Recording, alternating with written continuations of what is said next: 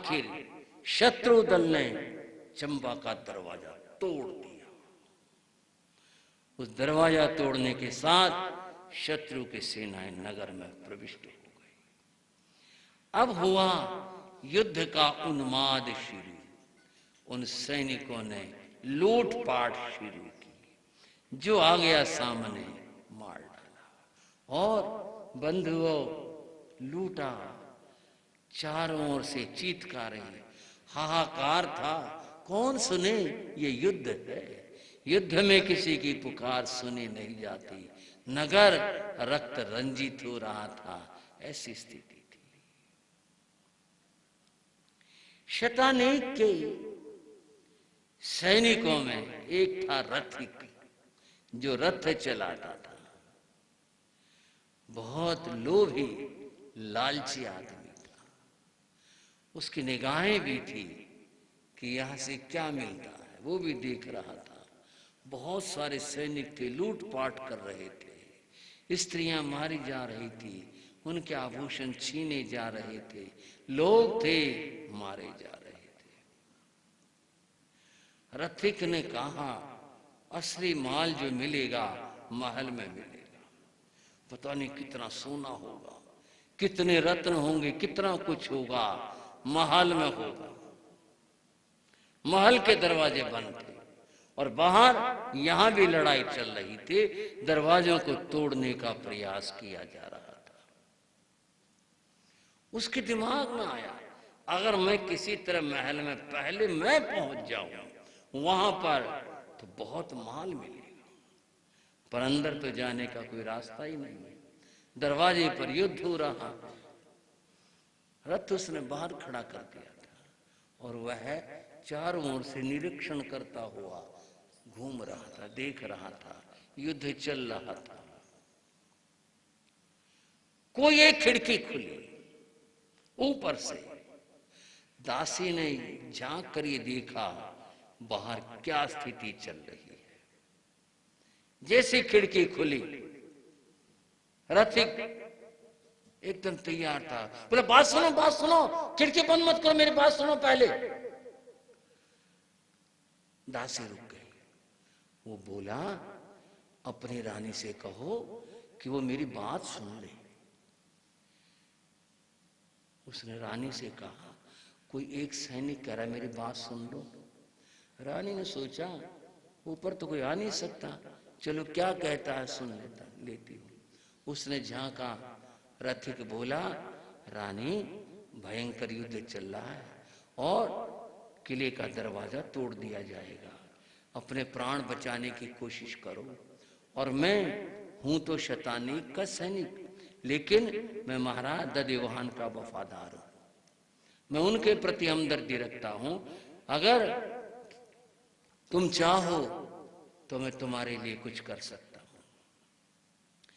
भैया, क्या कर सकते हो?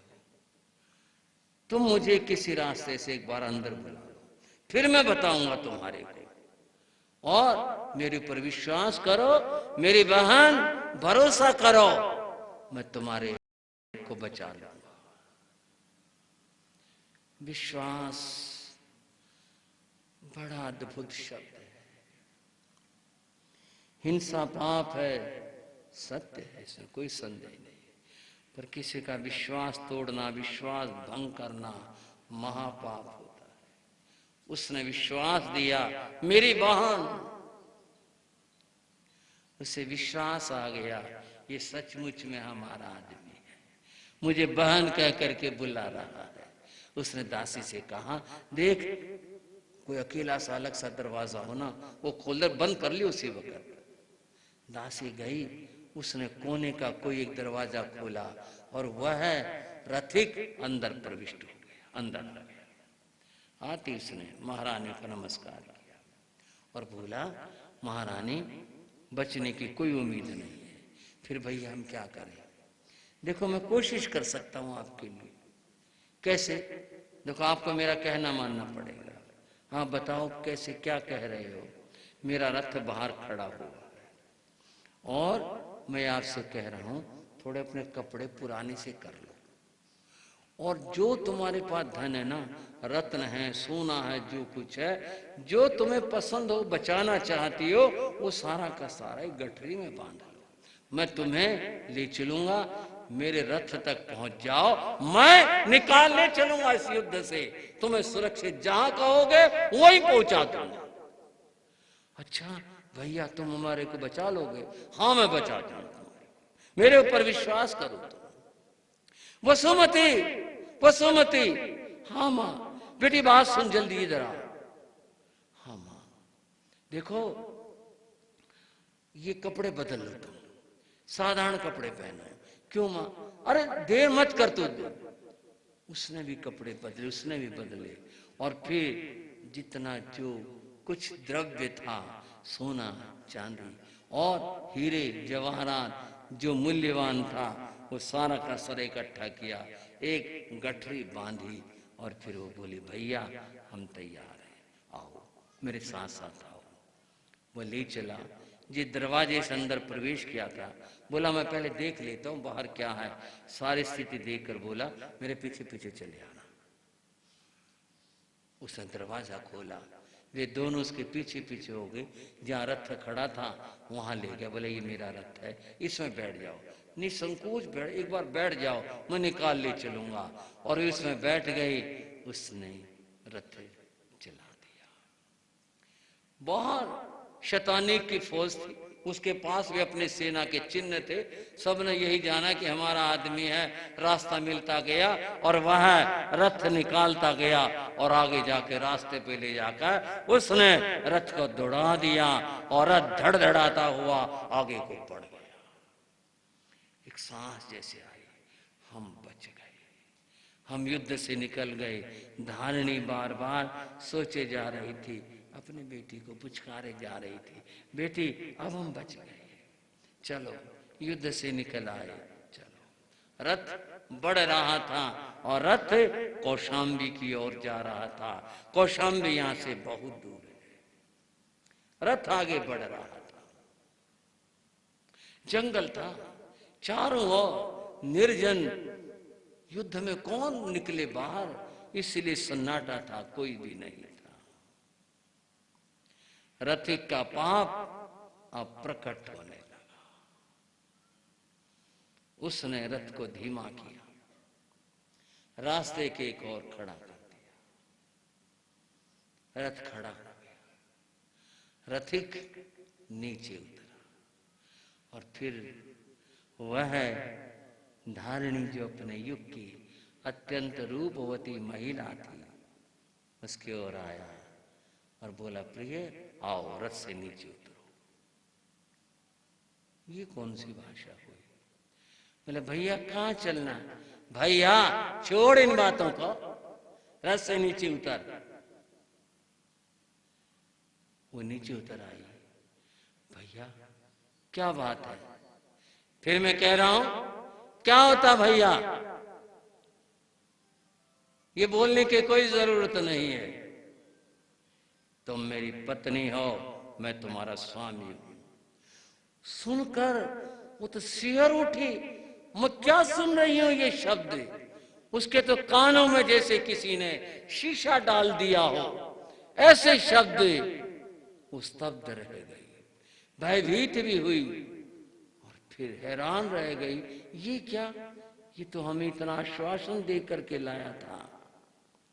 और वो आगे बढ़ा, उसने धारिणी का हाथ पकड़ने की कोई, पीछे हटो, खबरदार अगर हाथ लगाया तो, बात करनी है मुंह से बात करो।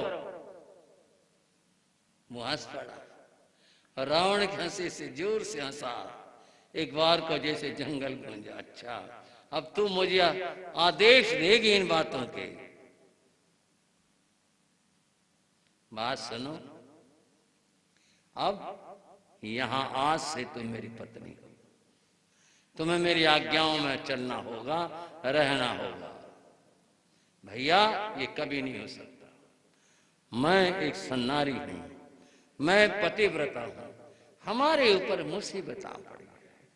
जो युद्ध में हो रहा है तुम्हारे सामने हो रहा है, और तू मुझे बहन कहकर लाया था, और तूने हमें आश्वासन दिया था तूने हमें वचन दिया था कि तुम्हें कोई डर नहीं होगा, हम तेरे वचन के ऊपर आई हैं, अब हमारे साथ धोखा मत कर।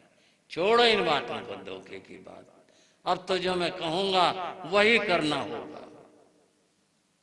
देखो वो तो नहीं हो सकता, जो न्याय युक्त होगा और नीति युक्त होगा, अब तो वही मैं करूंगी। वो आगे बढ़ा, उसने फिर कोशिश की उसका हाथ पकड़ने की।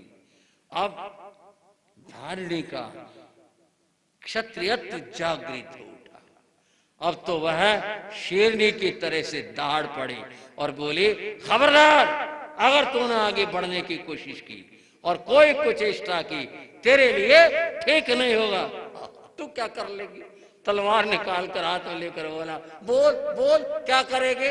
तू क्या कर सकती है? वहां कर लेती बहादुरी, क्या बहादुरी ले रही है तू? क्या तेरा क्षत्रियपन है? अब तो जो मेरी मर्जी होगी वो करूंगा। उसने कोशिश की आगे बढ़ने की। धारिणी ने देख लिया, मैं एक नारी हूं, मैं अबला हूं, मेरे सामने मेरा धर्म है और मेरे सामने ठीक है प्राण भी है, लेकिन प्राणों से बड़ा धर्म होता है। धर्म के लिए प्राण कुर्बान कर देने चाहिए। अब ये तो अपनी बदी के ऊपर है और मेरे धर्म को यह विकृत कर सकता है। मैं अपने धर्म को खंडित नहीं होने दूंगी, चाहे कुछ भी हो जाए। और वह एक बार फिर शेरनी की तरह से ललकारी और बोली, खबरदार, अगर मेरी तरफ तूने कुदृष्टि से देखा भी तो। और वो हंसा, क्या कर लेगी तू? मैं क्या कर लूंगी? ठीक है, मैं एक नारी हूं, मैं अबला हूं, मैं कुछ नहीं कर सकती, फिर भी मैं कर सकती हूं। उसने अपने साथ में रही हुई खंजर को निकाला, बिजली की तरह से निकाला और निकाल करके बड़े बल के साथ, तेजी के साथ अपने सीने में भोंक लिया और एक लाश बन करके गिर पड़ी। पल भर में ये सब हो गया। वो भी देखता रहेगा, ये क्या हुआ? मैं क्या सोचता था, मैं क्या समझता था, और ये इसने ये कर डाला।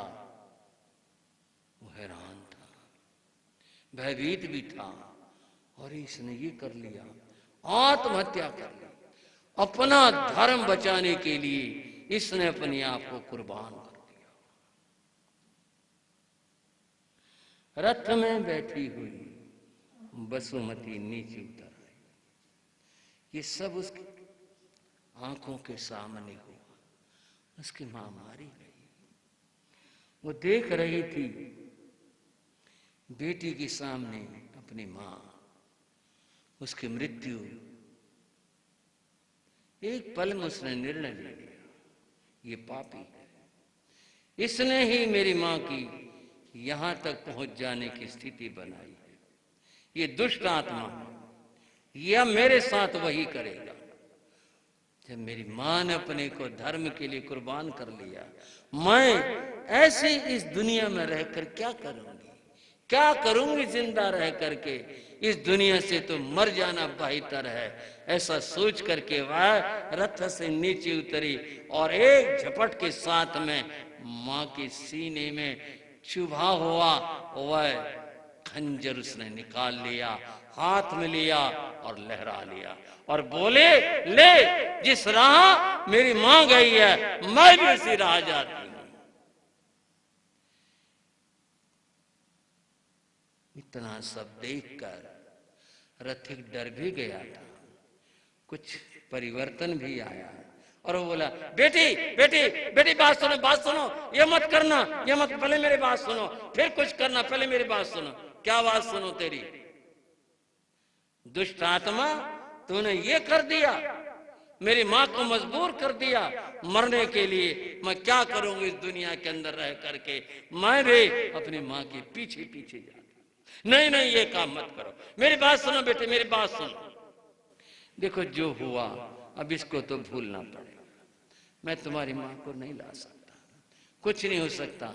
मेरी बुद्धि खराब हो गई थी, जो मैंने किया वो बुरा किया, लेकिन बेटी मैं तुझे एक बात कहता हूँ, मैं तुझे पूरी उम्र बेटी बनाकर रखूंगा, मैं कभी भी तुझे कष्ट नहीं होने दूंगा। तू मेरे घर चल पड़, तू वहां रहना, और तू जहां कहेगी तुझे वहां छोड़ आऊंगा। तू आज से मेरी बेटी है, लेकिन ये काम तू मत कर। उसने बहुत कस्में उठाई, उसने बहुत बातें कही, और फिर उस बेटी ने विश्वास कर लिया। शायद विचार बदल गए हों, अब कुछ ठीक हो जाए, चलो। तो क्या करोगे तुम? मैं तुम्हें घर ले चलूंगा, तुम वहां रहना, आराम के साथ रहना, फिर जहां कहोगे वहां छोड़ आऊंगा, जिस जगह कहोगे छोड़ आओगे मुझे, मैं छोड़ आऊंगा। रथ में बैठो, चलो। मां की लाश पड़ी रहेगी। ये कर्म है बंधु, कैसे कैसे क्या हो जाता है, यूं घट गया। और रथिक रथ में सवार हुआ, और घोड़े फिर से दौड़ पड़े, रथ दौड़ पड़ा। वसुमती अकेली बैठी रथ में, अपनी आंखें पहुंचे जा रही, मां चली गई। एक ही सहारा था, मां रह गया, मैं क्या करूं, मेरे साथ क्या होगा पता नहीं क्या होगा, देखो क्या होता है। अगर कुछ ऐसा हुआ मैं भी मर जाऊंगी, इस दुनिया में रह के करना भी क्या है। और करते करते कौशाम्बी आ गई। कौशाम्बी में रथ ने प्रवेश कर लिया, और रथिक उस रथ को लेकर अपने घर पर पहुंचा। घर के आगे रथ को खड़ा कर दिया। पिताजी आ गए, पिताजी आ गए, बच्चे चिल्लाए, पिताजी आ गए। पत्नी बाहर आई, मुस्कुराकर स्वागत किया। तुम आ गए? हाँ मैं आ गया। अच्छा। नजर पड़ी, ये कौन है रथ में?